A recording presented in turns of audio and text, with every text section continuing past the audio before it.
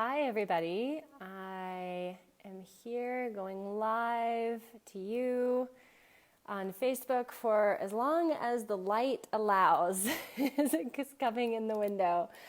So we'll see. There's a little bit of clouds out there and so on. I have yet to set up proper lighting and recording space here in Santa Fe. So, hi. Number one, I just want to say, hi Samuel.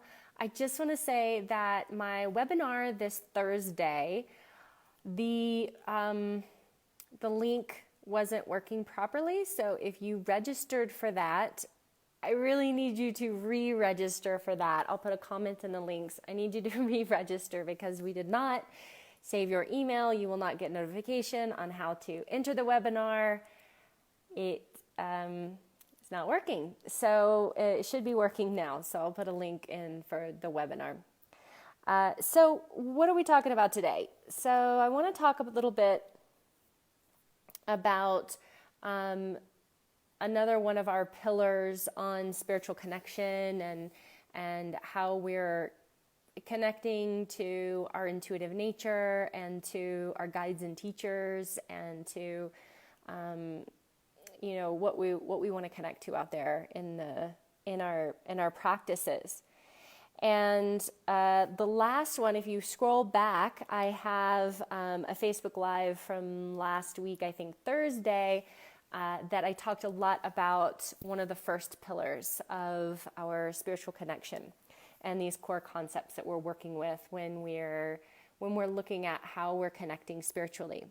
And so as we're going into this next pillar, it again, as I said, the first section, it really is a first and foremost, always and above always, on how are you, first of all, connecting to yourself and understanding yourself and working on yourself.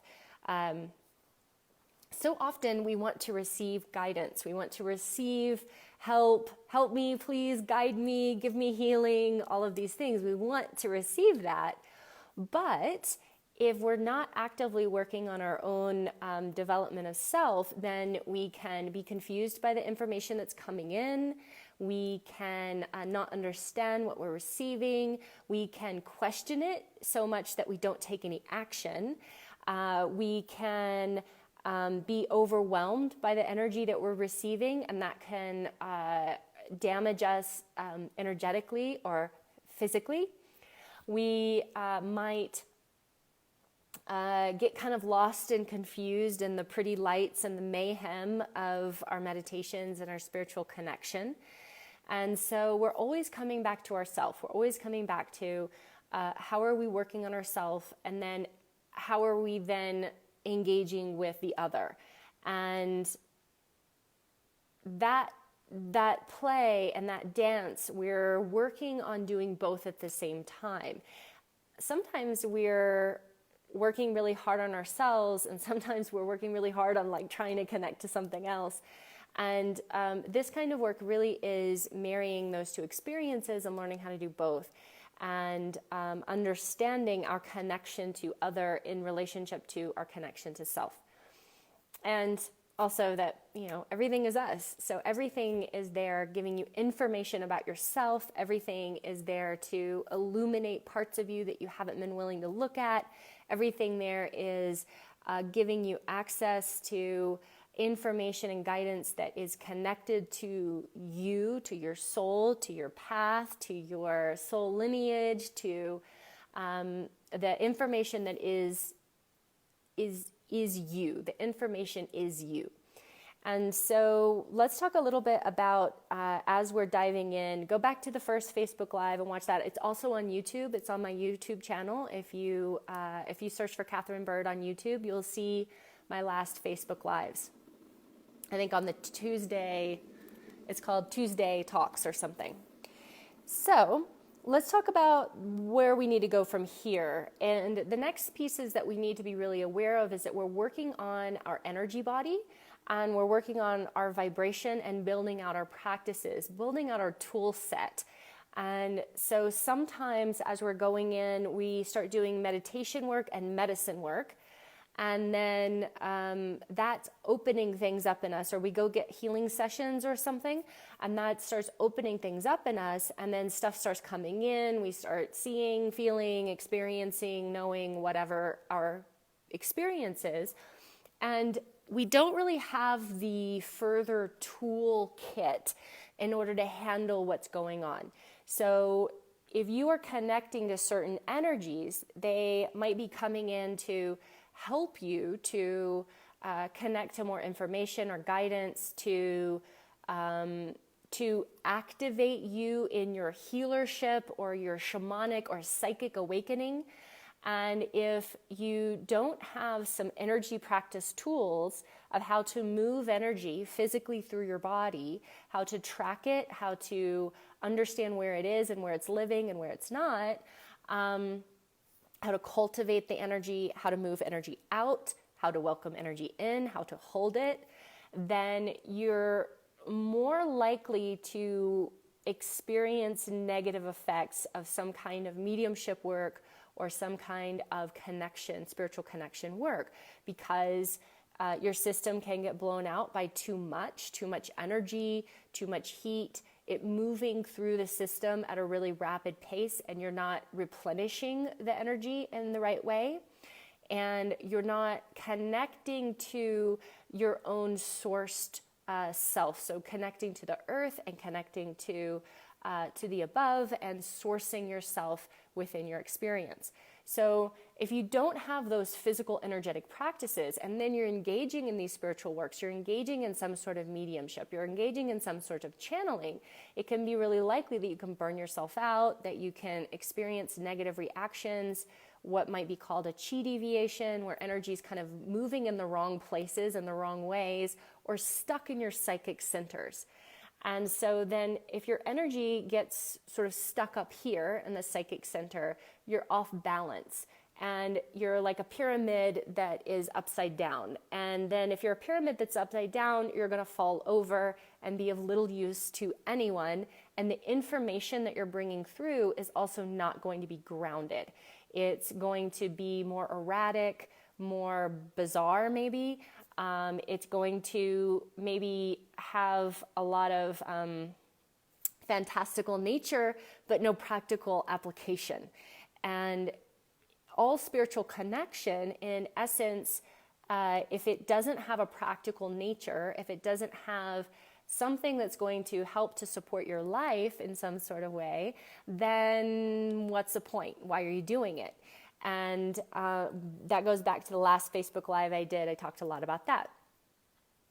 So it is of vital importance that you are developing some energy practices that are supporting you, that are doing a few things. And those few things are grounding into the earth and sourcing earth energy, being able to connect to your central channel and purify the central channel with divine light and the earth energy, and to allow that energy to move through your body in a way that is going to be the most productive way for energy to move through, and that it is not getting overly stuck in different areas. So you're working on energy purification practices, which are working both energetically and then with your consciousness and with healing yourself as you go through that process, as the energy's moving through you and stuff's coming up. Because spiritual work, channeling work, mediumship is going to bring up all your shit. It's going to begin to clear out your system in a way that causes you to need to kind of purify yourself. And that can be one of the uncomfortable aspects of it, which can be remediated in the discomfort of it by learning energy practices. And so that would be Qigong, yoga. Not all yoga is always the best yoga for mediums. Sometimes doing too much, Kundalini yoga can be too heating for someone who's already in active mediumship. Doing really intensive fire practices might be too intensive for people who are in the early stages of active mediumship. So it's important to understand that when you're developing into channeling and mediumship, that your system is already being pressured in a way. Your system is already being asked a lot of. And so you don't want to over-pressurize your system by doing way too many fire practices while you're also going into mediumship experiences, because then you're going to put a lot of, it's a lot for your body to handle. It's a lot for your body to handle in terms of the heat and in terms of the intensity of the energy moving through you. So you want to have an understanding of your energy, to have an understanding of the way that it's moving through your system, and to have an understanding of the practices that are going to support what's happening with you. Because the practices that are going to support just the regular person on the street are not always going to be the practices that support you when you are in different phases of spiritual development and awakening, channeling and mediumship. And channels and mediums need to do certain practices that are going to support them even more. And oftentimes the interest is, I want to develop psychically, I want to work on this, I want to work up here, I want to get more vision, I want to get more clarity up here. And a lot of times what you actually need is more grounding. You need more sourcing from the earth. You need more grounding food. You need more minerals. You need to be taking care of your body in a different way. And it can be even counterintuitive that the more that you go in and the more that you go in your body, the more you go into the earth, the higher up that you can successfully and it's a successfully, but it's also what you're connecting to and what you're bringing in is going to make sense, and you're going to have a greater level of discernment and clarity inside of your experiences. So you might think that what you should be doing is, one thing, and it often is the other thing. I think of it as in if you've ever had a food allergy sort of test, then oftentimes you'll discover, oh my gosh, the food that I am right now allergic to and shouldn't actually be eating is the food that I crave the most. Then the food that I'm avoiding, that I actually don't want to eat, that I don't like, is the food that they're recommending for me. So it's pretty much the same thing, is that a lot of times we want to seek out experiences, say we want to seek out more intensive ceremonial work and medicine work and things that are like really, really opening, when what we really need is to integrate and ground and learn to discern and understand what we're experiencing on a new level. So, and then maybe opposite that for some of you. So the other piece that we want to talk about is like we're developing our tools, right? And one of the main basic tools is to understand the energy body and to understand the energy practices that are going to support us, to understand the physical body and the things that are going on in the physical body and the energy bodies when we start to open up a lot and when we're connecting to mediumship and things are coming through us, or we're receiving information in the way that we're receiving. That it will, for different people, based on the type of medium that you are, and if you're interested in the type of medium that you are and figuring that out, just open your channel. It's my course. Just join the course, okay? So if you're interested in that, great. But depending on the type of mediumship that you're doing, there's going to be different challenges and difficulties for different experiences and the ways that information comes in. And that is based on your current vitality and health and well-being, sort of like what you came in with on the planet. It's connected to sometimes the amount of trauma and emotional healing that is needed for you to move through in order to be a more whole, complete individual. It's going to depend on the type of medium you are. For example, if you're doing trance channeling or incorporation, much more challenging on an individual than doing some other kinds and forms of mediumship. Now you are also looking at the way that these functional tool set that you want to develop of, if I'm connecting to something spiritually, I want to understand the way I connect. I want to understand what my triggers and my tools are that I'm using in order to connect in the way that I connect. And so that is a process of understanding when something's coming in and then training yourself to activate that. Training yourself to activate it, turn it on, open it up, and then almost more importantly, training yourself how to close it down and shut it off so that it's not happening. This is often more important than learning how to open, because if you're listening to this, maybe you're already opening or you're already open. And people often are more challenged by closing than opening. And understanding the way that it works for you, that you are very unique.